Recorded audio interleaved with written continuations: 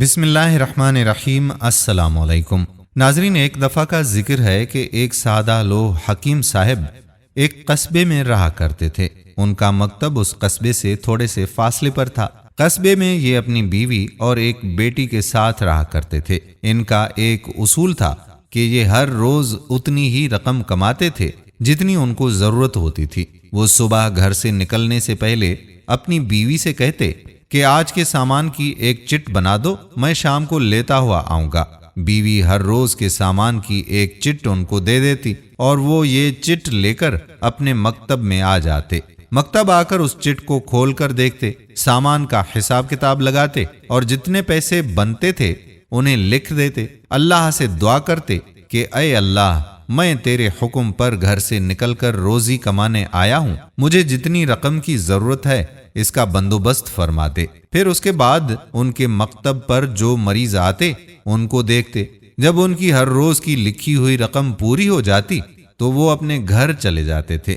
واپسی پر جاتے ہوئے گھر کا سامان لیتے اور جا کر اپنی بیوی کو دے دیتے اور پھر اللہ کا شکر ادا کرتے۔ ایک دن اسی طرح جب وہ اپنے مکتب پر بیٹھے مریضوں کو دیکھ رہے تھے کہ عین اسی وقت ایک بڑی گاڑی ان کے مکتب کے باہر آ کر کھڑی ہو گئی۔ حکیم صاحب نے اس پر کوئی بھی دھیان نہ دیا، کیونکہ ان کے پاس اکثر لوگ گاڑی میں اپنے علاج کی غرض سے آیا کرتے تھے۔ اس بڑی گاڑی سے ایک خوش شکل شخص نکلا۔ یہ شخص خوشنما لباس میں ملبوس تھا۔ وہ اندر آ کر ایک بینچ پر بیٹھ گیا اور حکیم صاحب کو دیکھنے لگا۔ حکیم صاحب جب مریضوں سے فارغ ہوئے تو بولے کہ آپ وہاں کیوں بیٹھے ہیں؟ آپ یہاں آئیں تاکہ میں آپ کی نبض دیکھ کر آپ کو دوا دے سکوں، اور اگر آپ کو اپنے لیے نہیں بلکہ کسی اور کے لیے دوا چاہیے ہو تو مرض کی علامات بتائیے، میں آپ کو دوا دے دیتا ہوں۔ یہ شخص بولنے لگا کہ حکیم صاحب، آپ نے مجھے نہیں پہچانا، لیکن چلیں کوئی بات نہیں، میں آپ کو یاد دلوا دیتا ہوں۔ آج سے تقریباً 15 سال پہلے میں یہاں آیا تھا، بلکہ یہ کہنا زیادہ مناسب ہوگا کہ اللہ تعالیٰ نے مجھے آپ کے مکتب تک بھیج دیا۔ میں اصل میں لندن میں رہتا ہوں اور اس وقت میں یہاں کام کی غرض سے آیا تھا۔ میں اپنے کام کے لیے جا رہا تھا کہ آپ کے مکتب کے عین سامنے میری گاڑی خراب ہو گئی۔ میں نے اپنے ڈرائیور کو کسی میکینک کو لینے بھیجا تاکہ وہ گاڑی کو ٹھیک کروا سکے۔ میں آس پاس کسی کو نہیں جانتا تھا اور اس وقت بہت گرمی بھی تھی۔ آپ نے مجھے اس شدید گرمی میں کھڑا دیکھ کر اندر آنے کو کہا اور آپ نے میری خاطرداری بھی کی۔ مجھے آج بھی یاد ہے اس وقت آپ کے پاس ایک بچی کھڑی تھی۔ چونکہ مجھے آنے میں دیر ہو گئی تھی تو بچی بار بار آپ کو کہہ رہی تھی کہ بابا چلیں، گھر چلیں، مجھے بہت بھوک لگی ہے۔ آپ اسے بار بار دلاسا دے رہے تھے کہ اچھا کچھ دیر میں چلتے ہیں بیٹا، بیٹھو تم۔ مجھے آج بھی وہ بچی یاد ہے۔ تب میں نے سوچا کہ کیوں نہ میں آپ سے کچھ دوائی لے لوں تاکہ آپ کو میرا یہاں بیٹھنا گرا نہ گزرے۔ میں نے آپ سے عرض کی کہ میں آپ سے دوا بھی لینا چاہتا ہوں۔ آپ نے مجھ سے میرا مسئلہ پوچھا۔ میں نے آپ کو بتایا کہ میری شادی کو 3 سال ہو چکے ہیں مگر ابھی تک ہمارے ہاں اولاد نہیں ہوئی۔ میں نے اور میری بیوی نے ہر جگہ سے علاج بھی کروایا ہے مگر کہیں سے بھی کوئی امید نہیں ملی۔ آپ نے مجھ سے کہا کہ اولاد تو اللہ کے ہاتھ میں ہے اور وہ جب چاہے گا آپ کو اولاد کی دولت سے نواز دے گا، بس آپ اللہ سے استغفار کریں۔ بے شک اللہ کے کلام میں بہت زیادہ برکت ہے۔ میں آپ کی بات توجہ سے سن رہا تھا۔ آپ نے اتنے میں میری دوا بھی تیار کر دی اور مجھے دے دی۔ میں نے یہ دوا استعمال نہ کرنے کی غرض سے لے کر رکھ لی تھی۔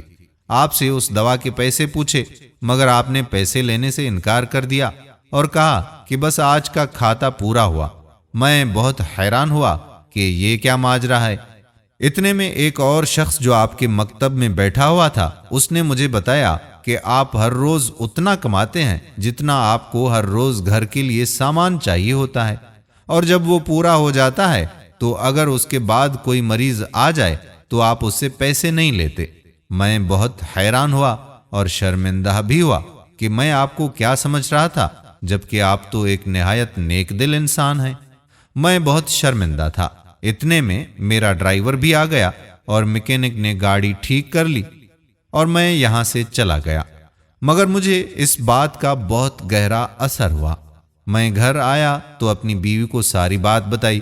اس نے کہا کہ یہ انسان تو کوئی فرشتہ معلوم ہوتا ہے، ہو سکتا ہے کہ اس کی دوا استعمال کرنے سے ہماری اولاد ہو جائے۔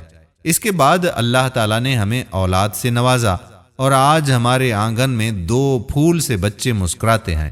خیر، میں آپ کا شکریہ ادا کرنے بھی آیا ہوں، اور اصل میں میری بھانجی جو کہ یہاں رہتی تھی، اس کی ماں بیوہ ہے۔ اس کی کچھ عرصے میں شادی ہونے والی تھی اور ہم نے اس کے جہیز کا سارا بندوبست کیا تھا، مگر بدقسمتی یہ کہ وہ اچانک ایک حادثے میں چل بسی۔ اس گھر میں خوشی تو نہ آ سکی، مگر اس کے جہیز کا سامان جو کہ میں نے اور میری بیوی نے تیار کیا ہوا تھا، وہ ہم واپس کرنے کی بجائے اسے کسی اور بچی کی شادی کے لیے دینا چاہتے ہیں۔ اسی لیے مجھے آپ کی بیٹی کا خیال آیا۔ میں 2-3 دن سے ادھر آ رہا ہوں، مگر ہر بار آپ کی دکان کو بند پایا۔ مجھے کل کسی آدمی نے کہا کہ اگر آپ حکیم صاحب سے ملنا چاہتے ہیں تو آپ صبح 8 بجے آ جائیے گا، وگرنہ حکیم صاحب آپ کو کبھی نہیں ملیں گے۔ اس لیے آج میں صبح سویرے آپ سے ملنے آ گیا ہوں۔ آپ کی بیٹی کی بھی اب شادی کی عمر ہو گئی ہوگی، آپ نے یقیناً اس کی شادی کے لیے جہیز خریدنا ہوگا، اس لیے یہ سارا سامان میں آپ کے گھر پہنچانا چاہتا ہوں، کیونکہ آپ کی بیٹی بھی مجھے بالکل اپنی بھانجی کی طرح عزیز ہے۔ یہ بات سن کر حکیم صاحب کی آنکھوں سے آنسو جاری ہو گئے۔ اس پر اس شخص نے پوچھا کہ آپ رو کیوں رہے ہیں؟